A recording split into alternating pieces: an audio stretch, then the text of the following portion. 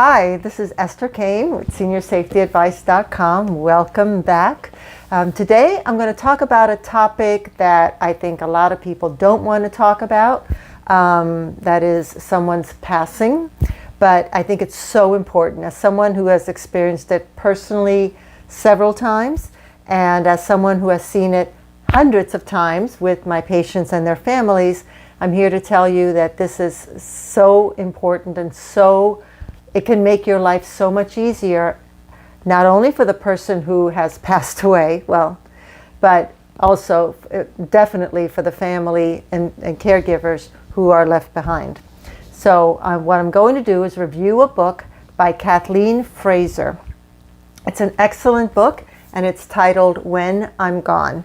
And as you can probably guess from the title, that it's about information, data, where to find things, anything personal, not too personal, but legal, technical, whatever, that would make life easier for who's left behind to find, to locate, close accounts, manage the house, contact, service providers, and so on.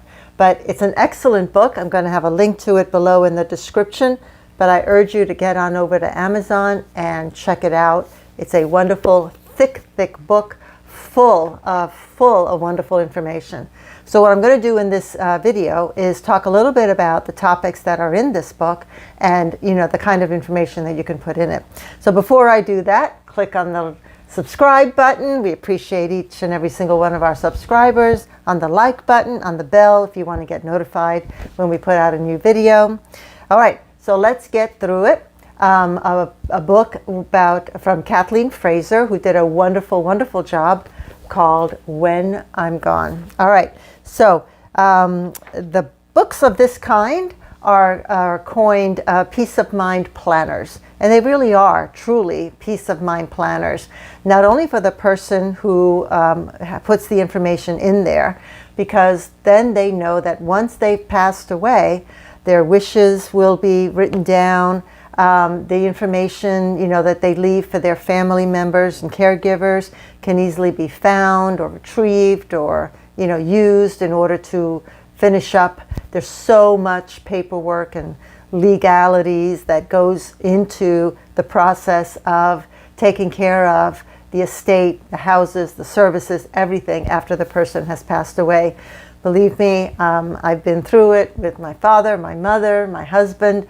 It is not an easy task to do, especially if you're in the process of grieving. So a book like this can make life so much easier and gives the person who is, getting up there in age, little peace of mind. So peace of mind planners, that's the type of book that it is. All right. So basically, it's filled with information that anyone would need to know after you've passed away, as I've said before. So she did a great job of putting this book together, and these are the topics that are in the book. So one, she's got a chapter, or these are the chapters. So one is about important people. And this is where you'd list like emergency contacts, close friends, anyone that you feel that needs to be notified of your passing. I mean, it could be your handyman. It could be the person that comes to, service your HVAC twice a year. The pest company, your insurance person, your financial planner, your attorney, your priest, your minister, whomever it is that you want to be notified, put that on this particular list. It's all about having everything so organized so that it's much easier for the people that you've left behind. And honestly, if you truly do love your family and caregivers, it's a wonderful thing to do for them. Because I know what it's like to not have that done for you. All right, so the other things that you would put under the important people are also subscriptions. If you get your newspaper, anything like that, anything that is coming on constant basis. And of course, not family members don't necessarily know that you have certain subscriptions or are receiving newspaper or so on. All right. The next section that she has in the book is about documents and records. And this is easily where you would say where you have your will, where you have your a DNR perhaps. Where do you keep your tax information? Where do you keep the deed to your house and so on? That kind of information would make it so much easier for the person to find everything. My mother was very good. She kept all that information in one particular box, and she kept it updated, so that after she passed away, we simply had to pull out that box and all the information was in there. But not everyone is quite that organized. So this would be a good place in this book to put down where you have that information so it's easy to find. The next section is legal advice. And this would be where you put your information for your attorney, your accountant, any legal history, your loans, mortgages, anything like that is legalese that you think that they would need to know. Maybe you're in the middle of a lawsuit. Maybe you just recently took out a second mortgage. Not everyone necessarily knows that. So having that information in this book, which of course you would constantly keep updated, is an excellent tool for the survivors. The next section is health and medical care, and that probably will end up being the longest and biggest section in the book. For a lot of elderly seniors, that's how it happens.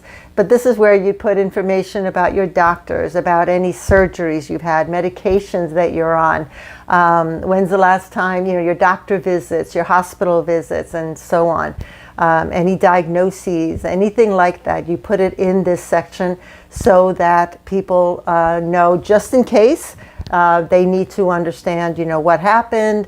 Perhaps you passed away suddenly, maybe there's some information there. You never know. So that is where you would enter that information. The next section is about children and other dependents. This is, again, if you're living away from your children and you're being taken care of by a professional caregiver or living in an assisted living facility, and your children aren't visiting that often or seeing you that often, then other people that are taking care of you need to know who your dependents are, who your children are, way to get a hold of them. Of course, they should know that anyway, but just in case you've hired a private person and they don't have that information.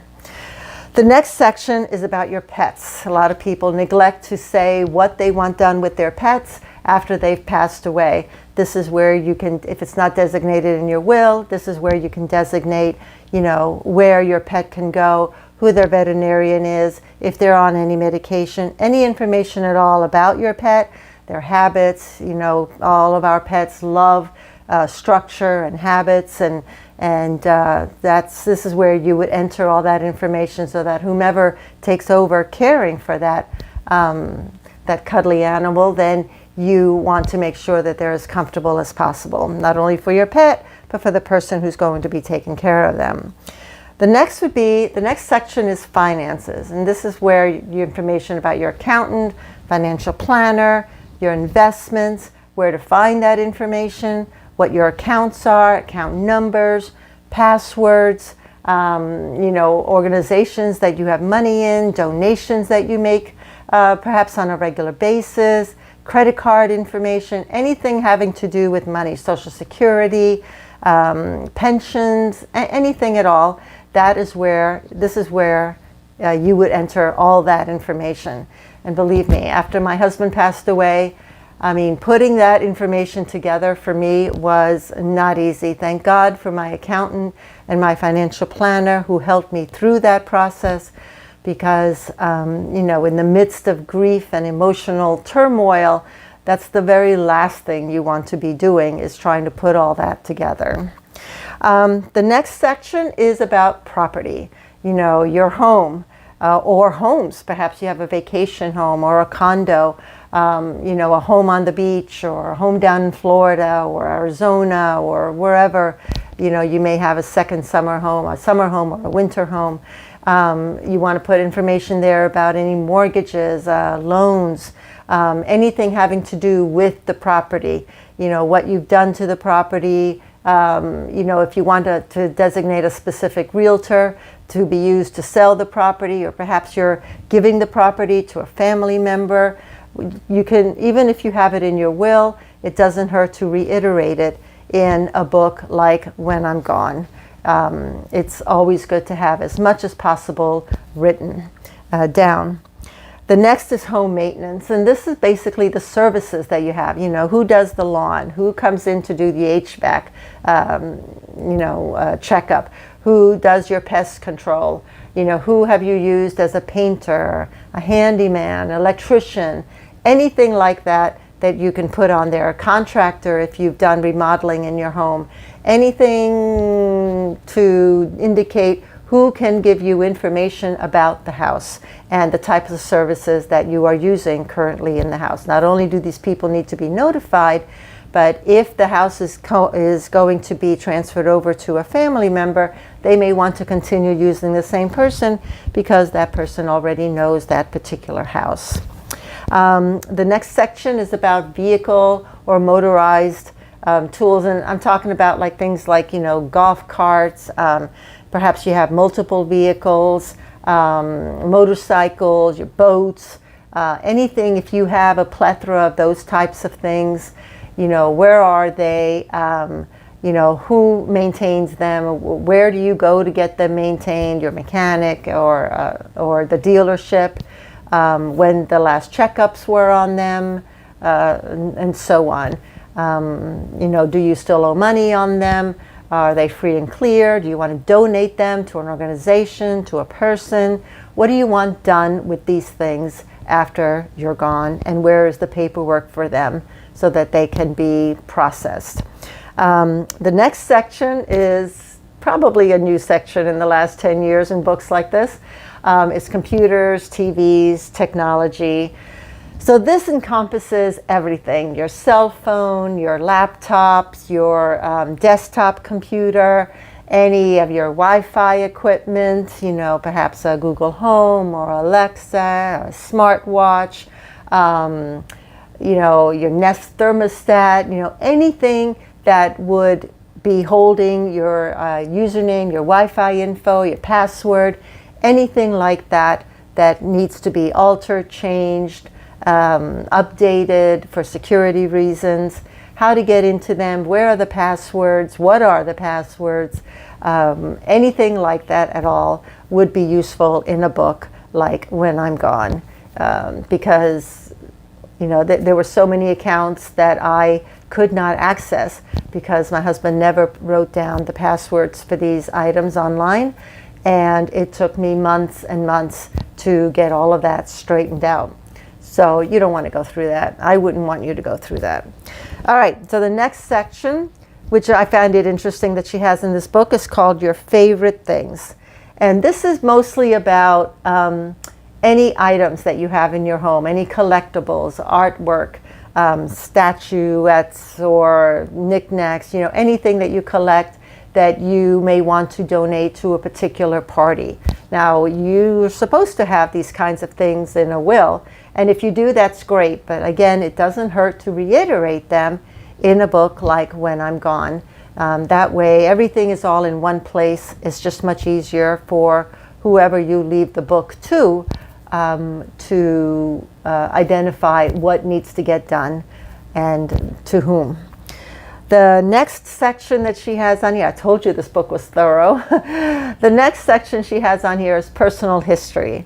And that's really all more about your personal data, where you were born, where is your birth certificate, what is your religious affiliation, what do you want your funeral to be about, how do you want it to be conducted. That kind of personal information. Perhaps you want perhaps you want to be cremated and you want your ashes, strewn over, Pikes Peak in Colorado Springs. Well, this is where you can say it. Again, that information is supposed to be in your will, and hopefully it is.